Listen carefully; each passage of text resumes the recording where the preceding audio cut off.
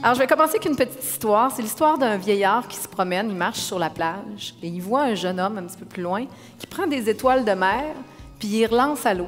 Fait que le vieillard, il vient voir le jeune puis il dit « Mais qu'est-ce que tu fais là? » Fait que le jeune, il dit « Je les remets à l'eau parce que s'ils restent là jusqu'au lever du soleil, ils vont mourir. » Le vieillard, il dit « Mais il y a des kilomètres de plage, des millions d'étoiles de mer. Ça ne sert pas à grand-chose. Quelle différence ça va faire, ce que tu fais? » Le jeune prend une étoile de mer dans ses mains et en lançant à l'eau, regarde le vieillard et dit « Ça va faire une différence pour celle-ci. » Alors, c'est ma portion du jour à moi. C'est de vous démontrer à quel point les petits gestes, les petites actions, les petites habitudes, plein de petites choses qui peuvent faire tellement de grandes différences dans notre vie. Pour justement que vous puissiez connecter davantage humainement avec les gens, il va falloir que vous soyez plus présent physiquement et émotionnellement et que vous ralentissiez la cadence. Parce que si vous allez vite, puis si vous n'êtes pas vraiment présent, vous ne verrez rien de tout ça. Puis je te vois, le concept de « je te vois », moi, il m'a été enseigné particulièrement par un homme qui m'a beaucoup touchée, M. Ibrahim, chauffeur de taxi à Paris. Je suis allée à Paris pour le lancement de mon premier livre. J'embarque dans son taxi, il me demande où je vais, je donne mon adresse, et il me dit « Vous êtes québécoise? » Je dis « Oui », il avait entendu mon accent. Il dit « Vous faites quoi à Paris? » Bien, je dis « Je viens pour le lancement de mon livre. » Ça parle de quoi, votre livre? Je dis « Ça parle de bonheur, de sens de la vie, tout ça. » Et là, il se met à me parler de ça, lui aussi, comment ça l'intéresse, puis il me raconte plein de choses de sa vie très touchantes.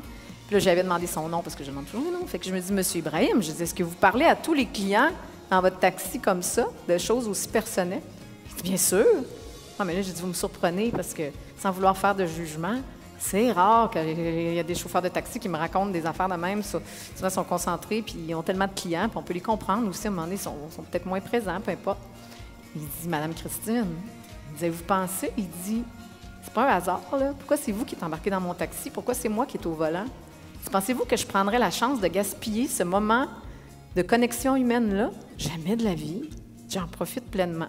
Quand je suis débarquée de la voiture, il a baissé sa fenêtre puis il m'a lancé « Madame Christine, vous saviez qu'on avait rendez-vous aujourd'hui, hein? » Il a changé ma vie, cet homme-là, parce que, effectivement, depuis ce jour, je crois à la théorie des rendez-vous. On a rendez-vous continuellement. On a rendez-vous avec tous les êtres humains qu'on croise. Annette, au comptoir de lunch, là. Annette, elle avait rendez-vous avec vous autres aujourd'hui. Bien, elle a été totalement présente à son rendez-vous. Bien, elle en a profité, elle s'en est émerveillée. Quand est-ce que ça arrive, les beaux hasards? Quand est-ce que ça arrive, les synchronicités de la vie? C'est quand, justement, on connecte vraiment de cette façon-là. Quand on est totalement présent, quand on est présent à notre rendez-vous. Puis on a rendez-vous avec des humains, mais on a rendez-vous avec des événements. On a rendez-vous avec la vie, tout le temps. Est-ce qu'on est là? Pas souvent. Quand je vois quelqu'un à la caisse à l'épicerie sur son téléphone, là, il y a un être humain devant lui qui est en train de scanner les trucs. Je trouve ça épouvantable. On le voit au restaurant. Je vois des couples au restaurant assis face à face, puis ils textent. J'espère qu'ils se textent, là, mutuellement, au moins. Mais le vrai sens de la vie, il est pas mal plus dans ces émotions positives-là, dans la connexion qu'on peut avoir, dans l'amour de soi, l'amour des autres, l'amour de la vie. Et parlant d'amour, vous savez, on est issu de l'amour. On ne serait pas sur cette terre si on n'avait pas été créé, d'une certaine façon, dans l'amour. On est ici pour propager l'amour, hein, transmettre ça. Alors, je pense vraiment que tout ce dont on a besoin sur cette terre, c'est d'un peu plus d'amour.